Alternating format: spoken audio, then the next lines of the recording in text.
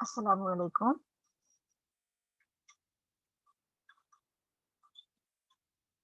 উন্মুক্ত বিশ্ববিদ্যালয়ে BA, BSS Bangla ক্লাসে স্বাগতম। উপস্থাপনায় রয়েছে আমি রওশনের আক্তার, প্রভাষক, বাংলা বিভাগ। সুপ্রিয় শিক্ষার্থীরা, আশা রাখি আপনারা সকলেই ভালো আছেন, সকলেই নিরাপদে রয়েছেন।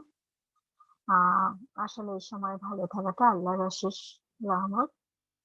তো ঠিক আছে, আমরা আমাদের আজকের পাঠে চলে যাই। পাঠ শুরু করার আগে আমি আপনাদের যে কবিতার লাইন শোনাবো। বাংলার মুখ আমি দেখিয়াছি, তাই পৃথিবীর রূপ খুঁজিতে যাই না আর। কি আপনারা নিশ্চয়ই এতক্ষণে ধরতে পেরেছেন আমরা আজকে কি পড়াবো? হ্যাঁ, আমরা আমাদের রূপসী বাংলার কবি জীবনানন্দ দাশের বনলতা সেন কবিতাটি পড়াবো, ঠিক আছে? আমাদের আজকের পাঠ বনলতা সেন, লিখেছেন জীবনানন্দ দাশ। আমরা প্রথমেই লেখক সম্পর্কে যে জেনে নিই, লেখক পরিচিতি। জীবনানন্দ দাশ 1899 সালে জন্ম হয়েছিল, মৃত্যু হয়েছে 1941। তিনি আমরা দেখতে পাচ্ছি খুব অল্প সময় বেঁচে ছিলেন। তো দেখেন, ধূসর পাণ্ডুলিপির কবি। হ্যাঁ, জীবনানন্দ দাশকে ধূসর পাণ্ডুলিপির কবি বলা হয়, কারণ সমস্ত বিধ্বস্ততা নিয়ে আসলে তিনি তার লেখায় ধারণ করেছেন। তারপর রূপসী বাংলার কবি, আমরা দেখেছি যে বাংলার যে রূপ, বাংলার যে প্রকৃতি তিনি খুব সুন্দরভাবে তার লেখনীতে তুলে ধরেছেন। সেজন্য তাকে রূপসী বাংলার কবি বলা হয়। নির্জনতম কবি, হ্যাঁ। বুদ্ধদেব বসু, আমরা জানি যে জীবনানন্দ দাশকে নির্জনতম কবি হিসেবে আখ্যায়িত করেছে। জীবনানন্দ দাশ 1899 খ্রিস্টাব্দে বাংলাদেশের দক্ষিণ প্রান্তের জেলা শহর বরিশালে জন্মগ্রহণ করেন। হ্যাঁ, জীবনানন্দ দাশের পিতা সত্যানন্দ দাশ গুপ্ত 1863 থেকে 1942 ছিলেন বরিশাল ব্রজমোহন স্কুলের শিক্ষক, প্রাবন্ধিক। তারপর তারপর দেখেন পরেরটা, জীবনানন্দ দাশের মাতা ছিলেন কুসুম কুমারী দাস। তিনি কবি ছিলেন, তিনি সুপরিচিত কবি ছিলেন।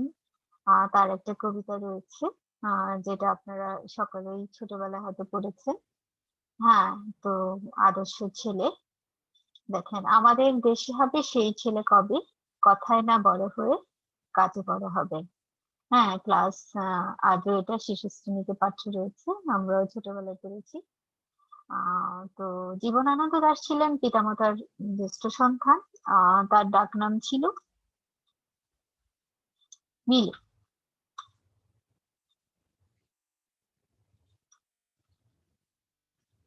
পিতা কম বয়সে স্কুলে ভর্তি হওয়ার বিরোধী ছিলেন বলে বাড়িতে মায়ের কাছে মিলুর বাল্য শিক্ষার সূত্রপাত।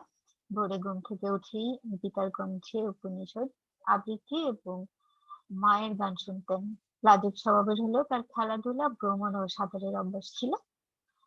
1908 সালের জানুয়ারিতে 8 বছরের মিলুকে ব্রজমোহন স্কুলে পঞ্চম শ্রেণীতে ভর্তি করানো হয়। 1915 সালে তিনি ব্রজমোহন বিদ্যালয় থেকে প্রথম বিভাগ সহ ম্যাট্রিকুলেশন পাশ করেন।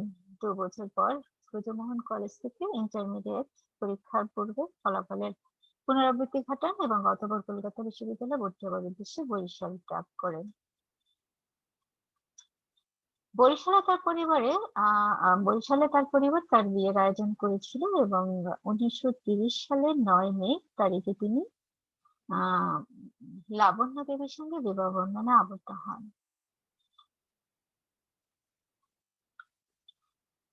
তিনি বালিগঞ্জের একটি ট্রাম দুর্ঘটনায় জীবনানন্দ দাশ আহত হন। ট্রামের কাছারে আটকে তার শরীর ঢুলিত হয়ে গিয়েছিল, ভেঙে গিয়েছিল।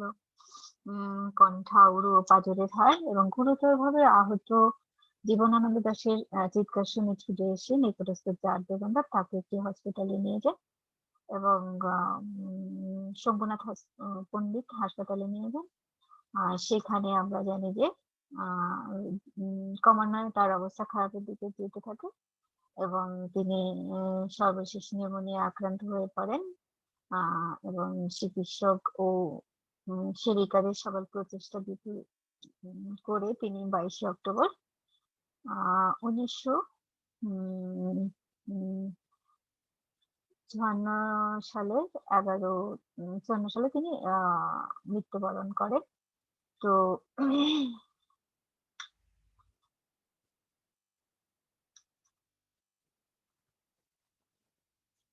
এক নজরে তার সৃষ্টি সম্ভার আমরা তার যে সাহিত্যকর্ম রয়েছে সেটা একটু দেখবো।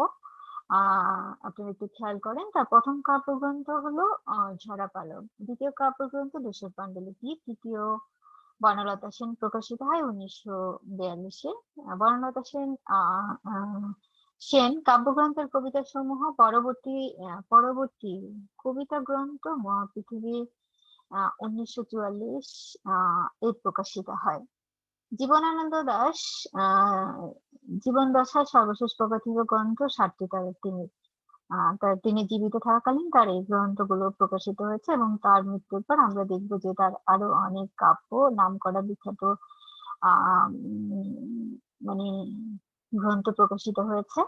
কবির মৃত্যুর পরবর্তী প্রকাশিত হয় রূপসী বাংলা, বেলা অবেলা কালবেলা।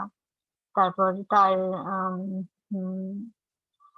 অগ্রন্থিত কবিতা বলি নিয়ে প্রকাশিত সংকলনগুলো হলো সুদর্শনা, আলো পৃথিবী, তারপরে মনোবিহঙ্গম, হে প্রেম, তোমারে ভেবে ভেবে, অপ্রকাশিত 51 এবং আচ্ছা।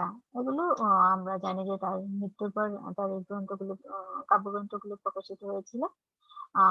তিনি কথা প্রবন্ধ গ্রন্থ প্রকাশিত হয় 1955 খ্রিস্টাব্দে। তিনি 14টি উপন্যাস রচনা করেছিলেন। মাল্যবানটা আমরা জানি তার মোটামুটি উল্লেখযোগ্য উপন্যাস হলো মাল্যবান, সুতীর্থ, চারজন অন্যতম।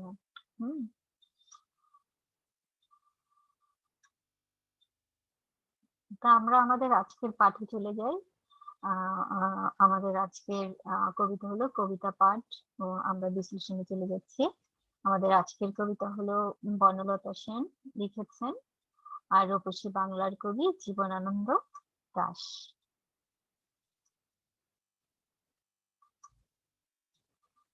হাজার বছর ধরে আমি পথ হাঁটিতেছি পৃথিবীর পথে, সিংহল সমুদ্র থেকে নিশীথের অন্ধকারে মালয় সাগরে।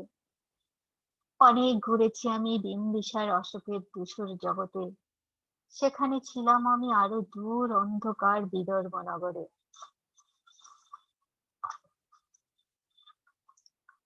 তো আসলে দেখেন, হাজার বছর ধরে আমি পথ হাঁটিতেছি পৃথিবীর পথে। তো আসলে কবি যেটা হচ্ছে, আমরা এখানে দেখতে পাচ্ছি যে তিনি কি করছেন, যে তিনি পথিক এবং নাবিক দুই দেশেই তিনি কি করছেন, যে হাজার বছর ধরে পথ অতিক্রম করছেন এবং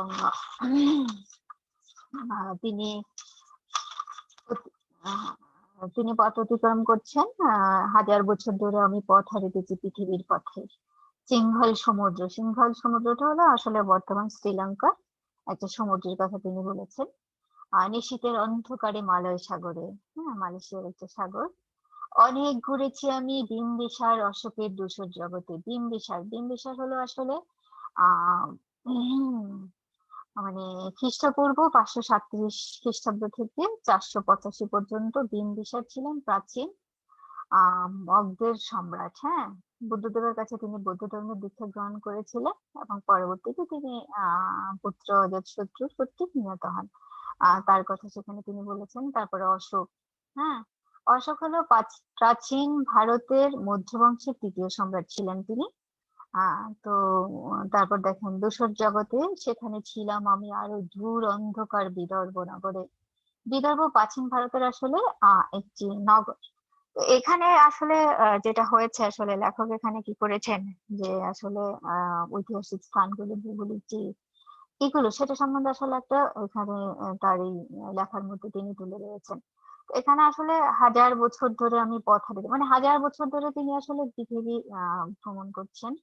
আর সেটা পথিক এবং নাবিক হিসাবে দুই ভাবেই তিনি আহ, ভ্রমণ করছেন, সেটাই তিনি এখানে বলেছেন। হ্যাঁ, তারপরে আমি আমি ক্লান্ত প্রাণে চারিদিকে জীবনের সমুদ্র সপে আমার এই দুদণ্ড শান্তি দিয়েছিল নাটোরের বনলতা সেন। তো আসলে তিনি এত জায়গায় ঘুরেছেন, যে আমাদের রাজশাহী এলাকার সেই একটা মফস্বল গ্রাম, মানে নাটোর, সেখানে যেটা হয়েছিল, যে বনলতা সেন সেখানে গিয়ে তিনি দুদণ্ড শান্তি পেয়েছেন। তিনি সেই জায়গাটার কথা উল্লেখ করেছেন, সেটা হলো নাটোরের। হ্যাঁ, আহ তাকে দুদণ্ড, তার যে উনি তিনি যে আসলে এই লম্বা সময় তিনি কি করেছেন, ভ্রমণ করে যাচ্ছেন, তাকে সেখানে শান্তি দিয়েছিল বনলতা সেনই। তাকে প্রথমে শান্তি দিয়েছিল। তো এখানে দেখেন, চুল তার কবেকার অন্ধকার বিদিশার নিশা, মুখ তার শ্রাবস্তির কারুকার্য, অতিদূর সমুদ্রের পর হাল ভেঙ্গে যে নাবিক হারাইছে দিশা। এখানে দেখেন, শ্রাবস্তি মানে প্রাচীন ভারতের একটা নগরী। তিনি বলছেন যে আসলে যেটা হচ্ছে, সেটা আসলে পুরুষ মনে একটা কল্পনার নারী থাকে।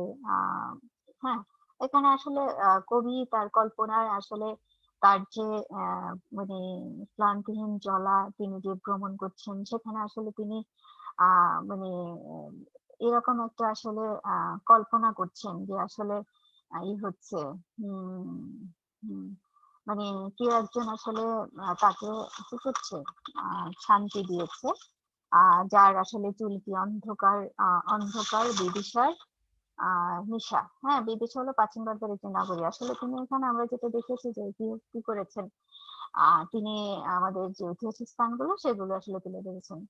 সবুজ ঘাসের দেশ যখন সে চোখে দেখে দারুচিনি দ্বীপের ভিতর, তেমনি দেখেছি তারে অন্ধকারে বলে এসেছে, এতদিন কোথায় ছিলে। তো আসলে সবুজ দারুচিনি দ্বীপের মধ্য দিয়ে তিনি সবুজ আহ ঘাসের দেশে এর ভেতর দিয়ে দেখলেন, তেমনি যেরকম আর কি সৌন্দর্য দেখা যায় দারুচিনি দ্বীপের ভেতর দিয়ে, আর ঠিক তেমনই করে তিনি দেখেছেন অন্ধকারে তাকে।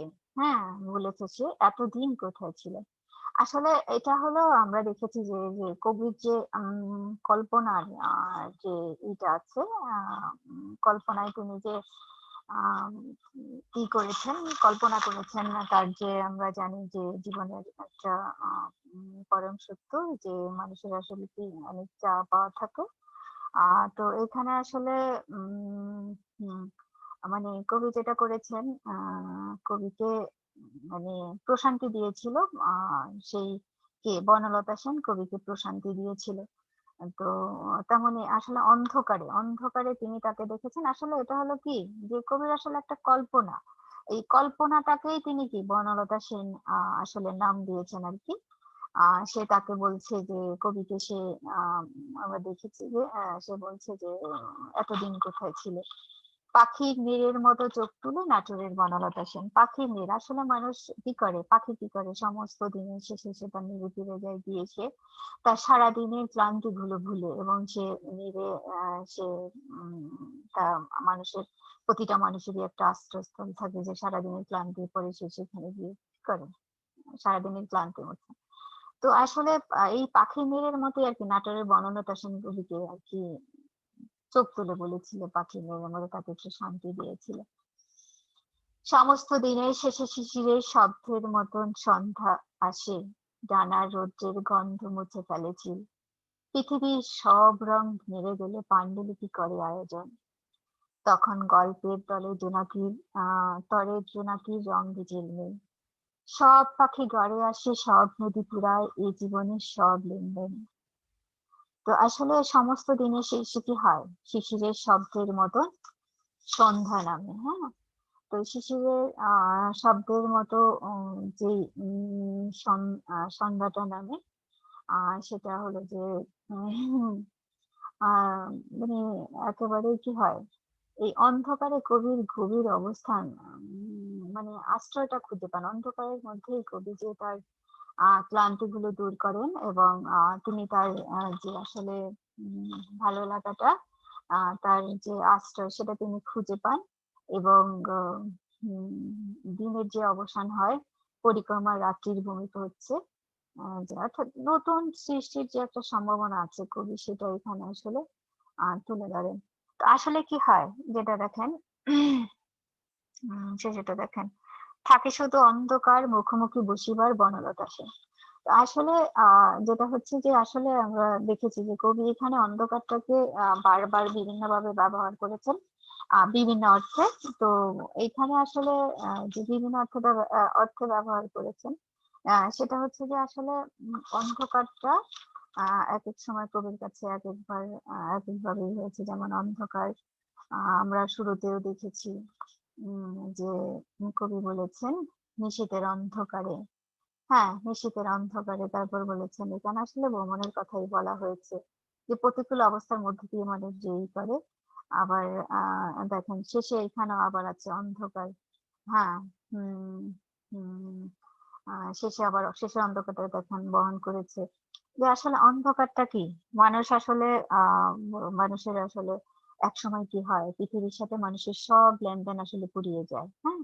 মানুষ কি হয়, মানুষের মৃত্যু হয়, মানুষ মরে যায়, হ্যাঁ। কবি এখানে সেটাই বলেছেন।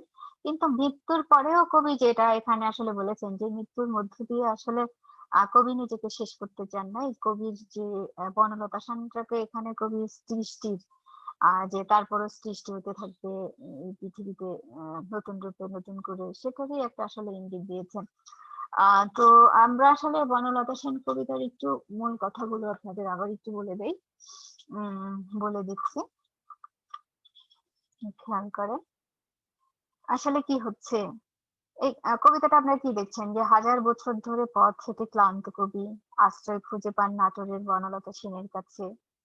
অবিরত ভ্রমণকারীর জন্য কোনো আসলে ভৌগোলিক সুনির্দিষ্ট অবস্থান নেই, সর্বত্রই কি তার পরিক্রমা। কিন্তু এইখানে এই কবিতা আমরা কি দেখি, এখানে কবি তথা মানে পথিক নাটোর নামক স্থানে তিনি কি করেছিলেন, একটা জায়গায় তিনি তার শান্তি খুঁজে পেয়েছিলেন, নির্মাণ করতে চেয়েছেন একান্ত নিজস্ব একটি স্থান, হ্যাঁ। এবং নারী প্রতিমা, এই যে নারী আসলে বনলতা সেন কিন্তু আসলে বাস্তব কোনো নারী না, এটা আসলে কবির একটা কল্পনা, এবং এটা একটা আসলে আহ একটা আর কি, কবি এটা একটা আর কি আসলে করেছেন, নাম দিয়েছেন, এটা একটা উপমার মাধ্যমে বা একটা প্রতীকের মাধ্যমে তিনি দেখিয়েছেন।